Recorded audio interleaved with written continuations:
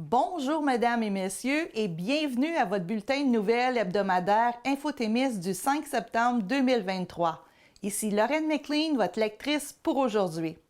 Alors, cette semaine, à Info-Témis, nous avons démission du maire de la Verlechère-Anglier, des toilettes mixtes créent une polémique, compte rendu de la séance mensuelle du Conseil des maires, adoption de la loi sur l'encadrement du travail des enfants et plusieurs autres nouvelles.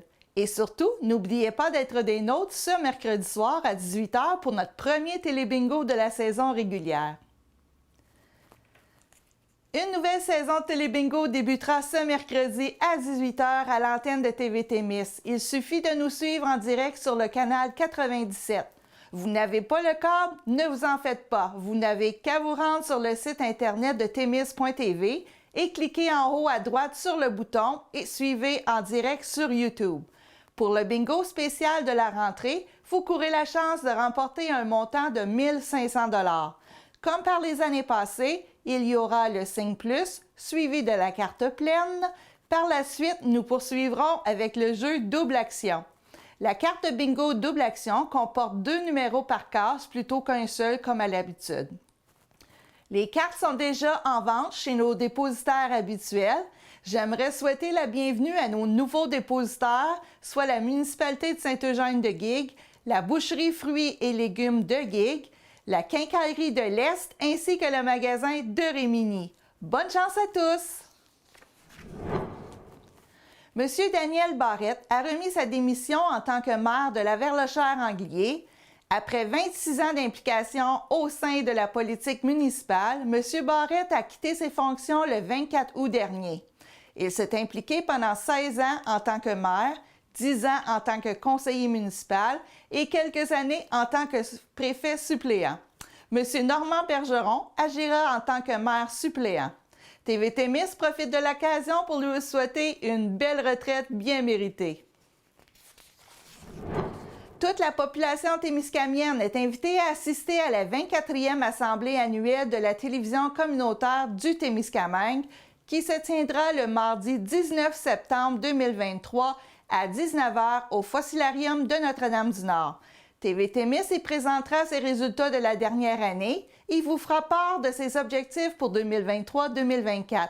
À noter que TV Témis est à la recherche de personnes intéressées à combler les postes vacants de son conseil d'administration. Si c'est quelque chose qui vous intéresse, alors soyez des nôtres lors de notre assemblée annuelle. Bienvenue à tous! Vous êtes passionné par tout ce qui se passe au niveau de l'actualité, le domaine du sport, de la politique, de l'art et de la culture, de l'éducation et de l'économie vous fascine. Vous êtes doué au niveau de l'écriture. Vous souhaitez perfectionner votre formation en communication ou en journalisme dans un milieu de travail flexible et convivial. Vous détenez un intérêt particulier pour le journalisme ou l'animation. Eh bien, l'équipe de TV Témis est à la recherche de la perle rare pour compléter son équipe. Si le tout vous intéresse, alors envoyez votre CV à direction@témis.tv.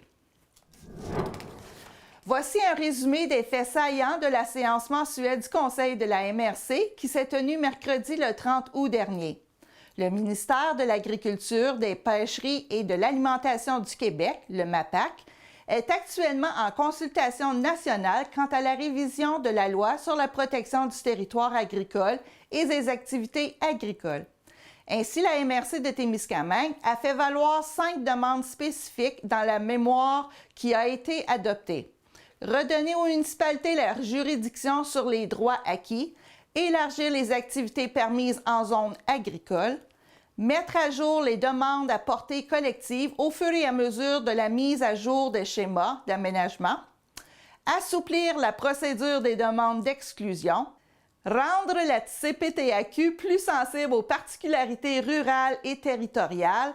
Par ces demandes, la MRC prend position, ainsi que le milieu témiscamien, puisse bénéficier d'une gestion mieux adaptée de son territoire agricole et pour mettre en lumière des modèles d'entreprises agricoles variés et différents. Jusqu'au 31 août, le ministère des Affaires municipales et de l'Habitation, le MAMACH, est en consultation sur les nouvelles orientations gouvernementales en aménagement du territoire touchant les MRC et les municipalités québécoises. Au niveau de la MRC de Témiscamingue, ce sont 132 exigences qui font l'objet de consultation. Ces dernières sont toutefois uniformes pour l'ensemble des MRC rurales québécoises et les MRC en banlieue de Montréal, sans distinction. À la suite de l'analyse de ces éléments, la MRC a choisi de transmettre au MAMACH les demandes suivantes. Faire un plus grand effort de modulation de ces exigences envers les MRC rurales. Ces exigences devraient être modulées par région ou par MRC et tenir compte des réalités de chaque territoire. Limiter les redditions de comptes additionnelles au strict nécessaire et éviter les dédoublements inutiles, entre autres avec la Régie du bâtiment. La préfète de la MRC, Mme Claire Bolduc, exprime que les orientations gouvernementales en aménagement du territoire ne devraient pas constituer une liste exhaustive de vœux pieux, mais permettent d'abord et avant tout d'identifier des objectifs concrets liés à des enjeux importants sur chaque territoire. 132 exigences, c'est énorme pour le Témiscamingue. À trop en mettre, on risque d'échapper l'essentiel. Si on identifie une orientation, on doit impérativement avoir la capacité législative et financière pour agir sur cette orientation. D'autres faits saillants de la rencontre sont l'autorisation de budget maximal de 10 000 $ visant à soutenir l'accueil des participants de l'expédition Premières Nations 2024 du côté de Témiscamingue pour y faire rayonner l'ensemble du territoire. L'autorisation pour la réalisation de capsules vidéo visant à faire connaître la relève agricole du territoire, projet inscrit au plan de développement de la zone agricole de la MRC. L'autorisation de verser une contribution financière supplémentaire à Tricentrix liée à l'indice de prix de vente au niveau du recyclage qui se retrouve en bas du seuil de rentabilité. L'obtention d'une aide financière de 69 390 $ pour l'achat de radars pédagogiques installés sur le territoire de 11 municipalités et la MRC aura à nouveau son radar mobile pour tout le territoire. La prochaine séance conseil aura lieu le mercredi 20 septembre à la salle du pavillon de la Verlochère-Anglier, secteur La Verlochère. Vous êtes créatif ou créative, autonome, débrouillard ou débrouillarde, vous détenez une passion pour le reportage, la couverture médiatique ou encore vous avez des idées d'émissions plein la tête. Vous êtes intéressé à parfaire vos connaissances dans le domaine médiatique. Vous êtes à la recherche d'un nouveau défi dans un milieu de travail flexible et convivial. Eh bien, TVT Miss a exactement l'emploi qu'il vous faut en tant que caméraman monteur.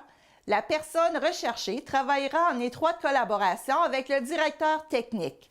Si cela vous intéresse, alors envoyez votre CV à direction@tmis.tv. Des toilettes mixtes créent une polémique dans une école de l'Abitibi. Une décision de la direction de l'école secondaire d'Iberville à Rouyn-Noranda suscite beaucoup de controverses puisque l'établissement abitibien offrira bientôt des toilettes mixtes aux élèves. Des travaux de rénovation sont en cours pour que les blocs sanitaires soient complétés à temps pour la prochaine année scolaire, soit celle de 2024-2025. Le directeur de l'école d'Iberville, M. Jean-François Parent, a envoyé une lettre aux parents le 23 août dernier mentionnant que l'école subissait de grosses rénovations. Entre autres, ce qui était anciennement les blocs sanitaires des filles et les blocs sanitaires des garçons deviendront un seul bloc sanitaire mixte. Dans ces blocs sanitaires mixtes se trouveront des cabines entièrement fermées. Ces derniers ont été pensés pour offrir une surveillance optimale des lieux ainsi qu'une intimité pour chaque élève. M. Parent précise que les aires de toilette demeureront séparées pendant la durée des travaux. Le directeur Parent ajoute dans sa communication aux parents que nous sommes conscients que cela implique de gros changements auprès de tous, mais nous sommes confiants que c'est pour le mieux. Nous ferons tout pour que la transition soit agréable pour tous nos élèves. Le gouvernement Legault a été interpellé par des signataires d'une pétition contre le projet pour tenter de faire reculer le centre de services scolaires. La pétition devrait d'ailleurs atteindre 1000 signatures très bientôt. Un signataire et porte-parole de la pétition estime que les arguments du directeur de l'école, notamment celui qui suggère que les toilettes mixtes sont plus sécuritaires, n'est pas valable. Le comité des propriétaires de la zone tampon et l'Association des locataires de l'Abitibi-Témiscamingue veulent que leurs membres dictent les termes de leur relocalisation. Ils réclament la collaboration de la ville de Rouyn-Noranda et du gouvernement du Québec sur cet enjeu, ainsi que de la multinationale Glencore. Certains sont prêts à déménager, mais à condition de trouver un logement similaire à celui qu'ils occupent actuellement. Plusieurs comprennent qu'ils doivent partir, mais cela les angoisse. Leur sommeil est aussi perturbé.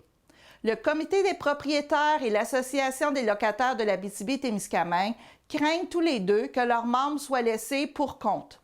C'est pour cette raison qu'ils demandent à la ville de Rouyn-Noranda, au gouvernement du Québec et à la multinationale Glencore de les consulter avant de prendre des décisions dans le dossier de la zone tampon. Marc-André Larose, organisateur de l'Allocat, a reçu beaucoup de témoignages de locataires. Il explique que beaucoup de gens se demandent où ils seront relocalisés. Plusieurs, comme ceux à mobilité réduite et sans voiture, ont des enjeux par rapport à la proximité des services. On s'inquiète beaucoup des indemnisations.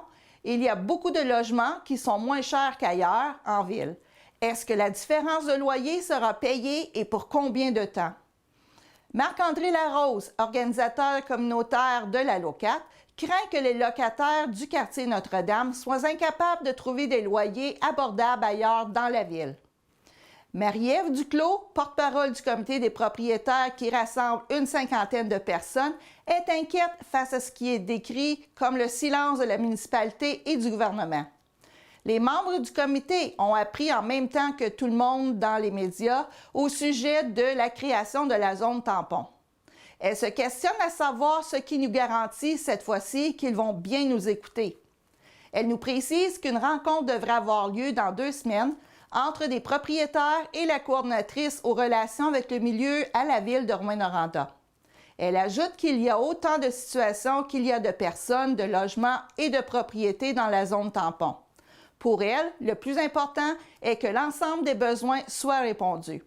Ça va prendre un programme qui va faire en sorte que personne ne sorte perdant. Avec la création d'une zone tampon, l'entreprise Glencore devrait racheter 82 immeubles à proximité de la fonderie Horn, ce qui touche 200 ménages. Québec a proposé une enveloppe de 58 millions de dollars pour contribuer à ce chantier. Cette année, la rentrée scolaire au Québec est marquée par l'entrée en vigueur d'un nouveau processus de gestion des plaintes et des signalements dans le réseau de l'éducation. Ce dernier permettra de traiter plus rapidement les dénonciations, par exemple sur les services aux élèves à l'école, sur un plan d'intervention pour les jeunes en difficulté ou en cas de violence à caractère sexuel. Pour les régions de l'Abitibi-Témiscamingue, les Laurentides et l'Outaouais, c'est Maître Estelle Ney qui agira comme protectrice régionale de l'élève. Elle souligne l'importance de créer une certaine cohérence. Qu'une plainte soit déposée à Montréal ou en Abitibi-Témiscamingue, le processus de traitement sera similaire. Ce processus permettra une certaine accessibilité pour les parents ou les élèves. Elle mentionne également qu'avant, selon le centre de services scolaires, il pouvait y avoir 5, 6 ou 7 étapes différentes. Désormais, les personnes désireuses de porter plainte ou de faire un signalement peuvent le faire en composant le 1-833-420-5233 ou en écrivant à plainte pne@pne.gouv.qc.ca. Elle ajoute que les délais sont réduits et que les protecteurs de l'élève du nouveau système ne sont pas payés par les centres de services scolaires. Maître Ney souligne qu'elle est là pour apporter des avis et des recommandations. Le but, c'est d'arriver à une amélioration des services.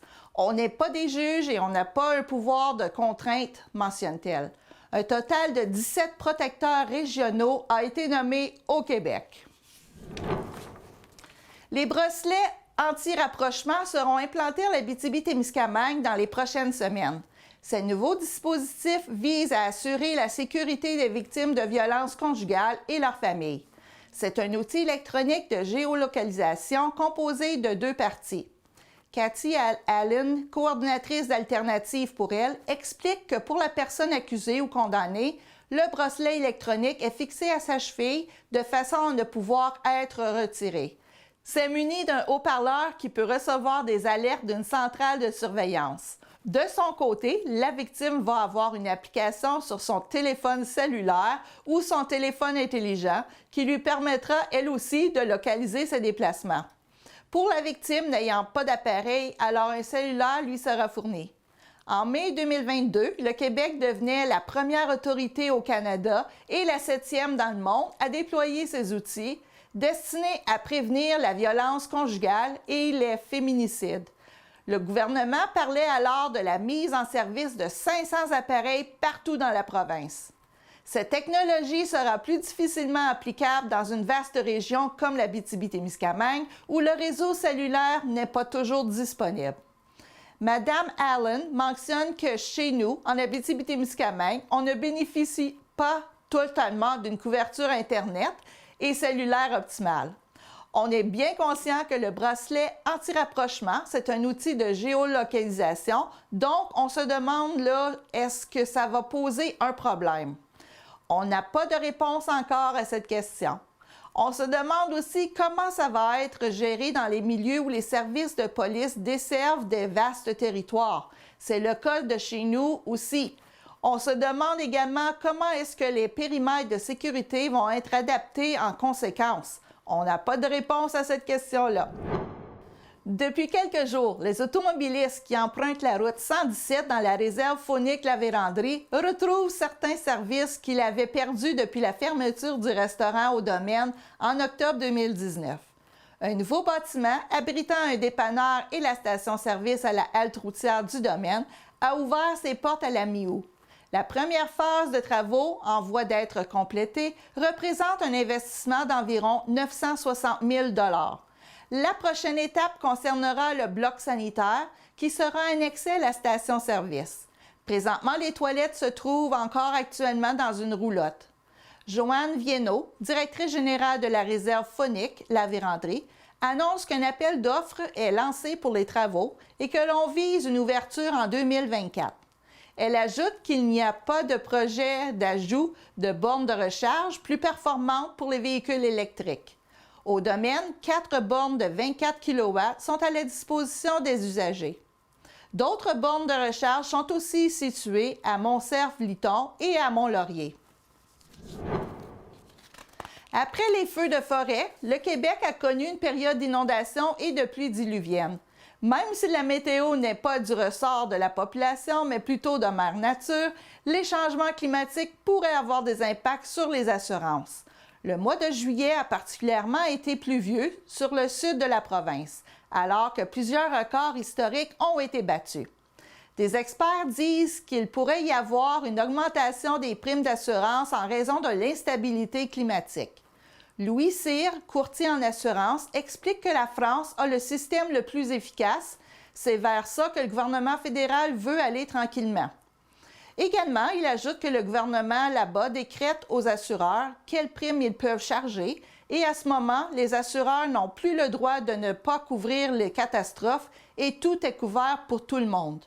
Les assureurs pourraient également augmenter leurs exigences pour assurer un individu contre les inondations, comme s'assurer que ce dernier a un clapet anti-retour, avoir une pompe supplémentaire. L'arrivée de Facebook et autres géants du Web nous ont permis de faire circuler l'information aux 4 coins du monde, mais ils ont aussi grugé une énorme part des revenus publicitaires, principalement les revenus provenant des gros annonceurs nationaux. Les médias en subissent les conséquences. Pour survivre et continuer d'offrir de l'information locale, nous nous sommes adaptés du mieux possible. Nous avons alors pris la décision d'entreprendre le virage numérique. L'objectif était et est encore de garder des emplois au Témiscamingue et de continuer notre mission qui est d'avant tout informer la population. Voilà l'arrivée du projet de loi C-18. Qu'est-ce ce fameux projet de loi C-18 et pourquoi ça affecte nos médias locaux? En bref, la loi sur les nouvelles en ligne vise à forcer les géants du Web, principalement Google et Meta, maison mère de Facebook et propriétaire d'Instagram, à verser des redevances aux médias dont les contenus sont partagés sur leur plateforme. Le prix de ces redevances devra être négocié avec les médias. Si aucune entente n'est conclue, alors Ottawa pourra faire office d'arbitre.